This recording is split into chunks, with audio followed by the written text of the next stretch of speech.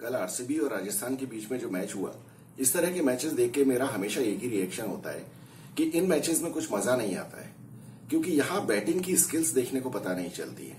छोटा ग्राउंड और बिल्कुल ही बैटिंग फेवरेबल विकेट, जहां मैक्सवेल जैसे लठे आके और इस तरह से रन बनाते हैं, मैच का मजा खत्म हो जाता है। आपको मालूम है कि अब बस एक ही तरह से बैटिंग होनी है या एक ही तरह से मैच चलना है।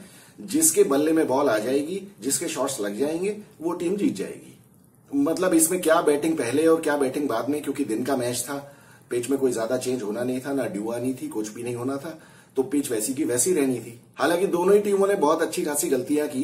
एक तो सबसे पहले तो आरसीबी की टीम में जो गलती है वो सबसे बड़ी ये है कि उनके पास सिर्फ 3 ही बैट्समैन है और ऊपर से वो मैच हारने में कोई कसर नहीं छोड़ते। शुरुआत करें हम विराट कोहली से, तो विराट कोहली पिछले 2 महीने में 6-7 बार जिस तरह से आउट हो चुका है, कल भी वो वैसे ही आउट हुआ। अब बहुत से लोग ये कह रहे थे कि 23 अप्रैल जो है वो विराट कोहली की जिंदगी में बड़ा खास दिन है, इसलिए कि वो पहले 3 बार पहली बॉल पे आउट हो चुका है 23 अप्रैल को। तो खैर ये इस डेटा को मैं नहीं मानता, क्योंकि ये कोई बात नहीं है। आपको ये भी देखना चाहिए कि सामने बॉलर कौन है। और ट्रेंट बोल्ट, वो उसको दुनिया में सारे बॉलर्स को पता है कि विराट कोहली की वीकनेस क्या है। अभी आप ये देखिए, ये जो मैं विजुअल आपको दिखा रहा हूं, विराट कोहली पिछले 2 महीने में 5-6 बार इसी तरह से आउट हो चुका है। मैंने टेस्ट मैचेस जो ऑस्ट्रेलिया के अगेंस्ट हुए थे उसमें भी एनालिसिस में आपको ये दिखाया था कि विराट कोहली का बल्ला अक्रॉस आता है और विकेट की बॉल पे शुरू में जब विराट कोहली का बल्ला अक्रॉस आएगा तो या तो वो एलबी होगा या बोल्ड होगा। और वही ट्रेंट बोल्ट ने वही किया, उसको वही करना था। पहली बॉल पे आप आउट हो गए और आपको सीधे ही पता था कि इतने ज्यादा आप प्लम आउट हो कि रिव्यू लेने की भी कोई जरूरत नहीं है। और आप क्या सोच रहे हैं कि वर्ल्ड टेस्ट चैंपियनशिप में हमारा कुछ भला होने वाला है? अभी ये देखिए, इंडियन टीम के जो टेस्ट प्लेयर्स हैं वो सारे आईपीएल खेल रहे हैं और ऑस्ट्रेलिया जिससे इंडिया का मुकाबला है वो सारे लोग वहां टेस्ट मैचेस की प्रैक्टिस कर रहे हैं। मिचेल स्टार्क और जॉश हेजलवुड ये क्या विराट कोहली को रन बनाने देंगे वहां इंग्लैंड में? उनको मालूम है कि उन्हें कौन सी बॉल फेंकनी है। और वर्ल्ड टेस्ट चैंपियनशिप में अगर पुजारा, रोहित शर्मा और विराट कोहली ने रन नहीं बनाए तो आप ये सोच लीजिए कि फिर हम फाइट करने के लायक भी नहीं रहेंगे। वो टेस्ट मैच हम हो सकता है 3.5 दिन में हार जाएं। टेस्ट मैच इंग्लैंड में या कहीं भी आप अक्षर पटेल की बैटिंग से नहीं जीत सकते। वो रोहित शर्मा का जो कहना है कि मुझे मतलब नहीं है कि कौन रन बनाता है, रन बनने चाहिए, देखिए वो कहने के लिए अच्छी बात है, लेकिन जब टेस्ट मैच होता है ना 5 दिन का, वहां आपके टॉप ऑर्डर को रन बनाने पड़ते हैं। वहां अक्षर पटेल से काम नहीं चलेगा। और अभी तो ये इतना ज्यादा ये कबाड़ा करने वाले हैं, इतना टेंशन में आ जाएंगे कि ये हो सकता है टेस्ट मैच में अक्षर पटेल को खिलाए ही नहीं, जो कि सबसे अच्छी बैटिंग कर रहा है इस टाइम। टेस्ट मैचेस में क्या और T20 में क्या, खैर चलिए वो बात की बात है, वो हम बाद में बात करेंगे। लेकिन विराट कोहली के आउट होने के बाद फिर से इन्होंने वही गलती की जो हमेशा से करते चले आ रहे हैं। शाहबाज अहमद का कोई मुझे रिकॉर्ड बता दे कि शाहबाज अहमद ने कब 15 बॉल में 40 रन ठोके हैं। मतलब मुझे समझ में ही नहीं आता, मैक्सवेल को आप क्यों नहीं भेज रहे हो उस टाइम? वो तो भला हो, फाफ डुप्लेसी ने मोमेंटम नहीं गिरने दिया और उसने काउंटर अटैक शुरू कर दिया। लेकिन अब देखिए, ये अभी तक के जो मैचेस हुए हैं आरसीबी के, इसमें या तो फाफ और विराट या मैक्सवेल और फाफ, ये सब चलते चले आ रहे हैं। 2-3 मैचेस ऐसे आएंगे जिनमें तीनों नहीं चलेंगे, तो वो तो आप ये मान लीजिए कि श्योर शॉट ये हारने ही वाली है आरसीबी। अभी आज के मैच में जब 150 रन बन गए थे इन लोगों के 14-15 ओवर में, 15 ओवर में इनके 150 रन थे और उसके बाद इन्होंने फिनिश किया है 189 पे। इसका मतलब आखिरी के 5 ओवर में इन्होंने सिर्फ 30 रन बनाए। मतलब देखिए कि इनकी मिडिल ऑर्डर और लोअर मिडिल ऑर्डर की क्या बैटिंग है, उसको कुछ एड्रेस करने का इनको सवाल ही नहीं है, समझ में नहीं आ रहा है। क्योंकि शाहबाज अहमद को वहां पे भेजना चाहिए इनको, लेकिन ये महिपाल लोमरोर और शाहबाज अहमद इन सबको ऊपर भेज के ये काम कर रहे हैं। ऐसे काम बिल्कुल भी नहीं चलेगा। ये अच्छी टीमों के अगेंस्ट ये हार जाएंगे बहुत बुरी तरह से। अच्छी टीम, इसका मतलब ये नहीं है कि राजस्थान अच्छी टीम नहीं है, लेकिन कल राजस्थान ने भी बहुत गलतियां की कि जब उनकी बैटिंग आई, सिराज को मालूम है कि बटलर को किस तरह से आउट करना है। और देखिए, ये सिराज को वर्ल्ड कप में लेके ही नहीं जाते हैं तो फिर क्या होगा, 10 विकेट से ही हारेंगे ना। वहां पे भुवनेश्वर कुमार खेलता है तो फिर भुवनेश्वर कुमार तो ब्रेड एंड बटर है बटलर के लिए। सिराज ने जहां बटलर को आउट किया, उसके बाद राजस्थान में ये धर्म संकट चल रहा है कि हम देवदत्त पडिक्कल को कहां खिलाएं। देवदत्त पडिक्कल के साथ एक बात पक्की है कि वो ऊपर ही खेल सकता है, लेकिन फिर भी मैं ये कहता हूं संजू सैमसन को अपना नंबर 3 नहीं छोड़ना चाहिए। देवदत्त पडिक्कल को चौथे नंबर पे खिलाओ या तो फिर उससे ओपन करवाओ। लेकिन यशस्वी जायसवाल अपनी जगह छोड़ने के लिए बिल्कुल तैयार नहीं है अपनी परफॉर्मेंस से।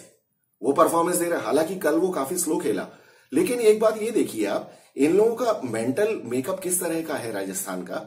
12 ओवर में अच्छे खासे 100 रन बन गए थे और इनका विकेट भी एक ही था।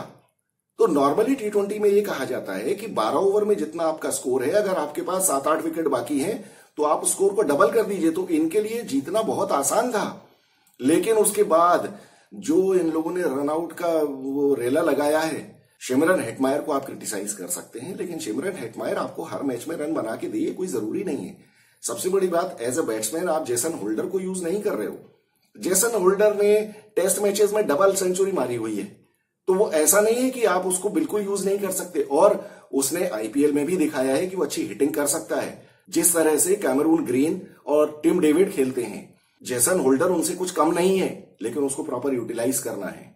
प्लेयर्स का जो यूटिलाइजेशन है वो महेंद्र सिंह धोनी के अलावा किसी को आता ही नहीं है। ये बाकी सब घसियारे हैं, इनको कुछ भी नॉलेज नहीं है, ये बस मैकेनिकल तरीके से खेलते हैं।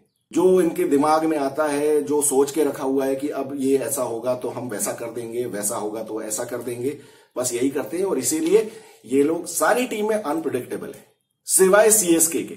सीएसके के साथ ये है कि अब आप जानते ही है मैं क्या बोलूं, सीएसके के मैच के बारे में बाद में बात करेंगे। तो Rajasthan have got themselves to blame. ये मैच उनको किसी भी हालत में हारना नहीं चाहिए था। आप ये देखिए, एक और गलती जो इनकी है, ये आरसीबी की तरह ही गलती करते हैं, जो अश्विन को ये ऊपर भेज देते हैं। अश्विन को क्या समझ रखा है इन्होंने? एक मैच में अगर उसने 3 बॉलों में 10 रन बना दिए तो आप क्या सोचते हो? जिस तरह से मैं शाहबाज अहमद के लिए कह रहा हूं, उसी तरह अश्विन ने भी आपको कभी 10 बॉलों में 35 रन बना के दिए हैं क्या? वो 3 बॉल में 10 बना सकता है, लेकिन 15 बॉल में 40 नहीं बना सकता। इसलिए जेसन होल्डर को उससे ऊपर भेजना चाहिए। लास्ट ओवर में ध्रुव जुरेल ने गलती की। 19वें ओवर की लास्ट बॉल पे जो ध्रुव जुरेल ने 2 रन लिए, तो इसका मतलब यह है कि अश्विन आ गया स्ट्राइक के ऊपर लास्ट ओवर में।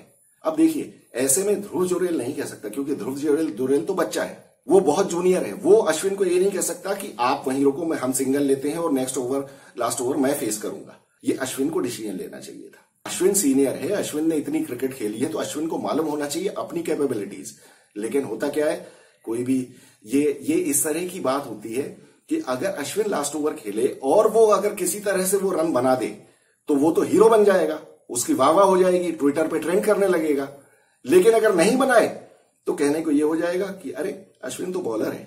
बट ये टीम के लिए बहुत गलत है। अश्विन को सोचना चाहिए।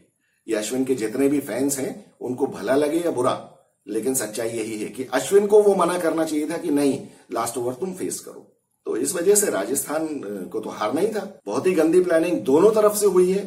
और ठीक है, लठैतों ने आके बल्ले चलाए अपने, और कुछ लगे कुछ नहीं लगे, लेकिन ये दोनों टीमों का मुझे लगता है कि इस तरह की गलतियां ये करेंगे तो आगे जाके इनको बहुत परेशानी हो जाएगी जब सिचुएशन टाइट हो जाएगी। सिर्फ 3-4 टीमें, देखिए 3 टीमें मुझे लगता है कि इस आईपीएल में ढंग की विकेट्स बना रही हैं अपने फेवर में।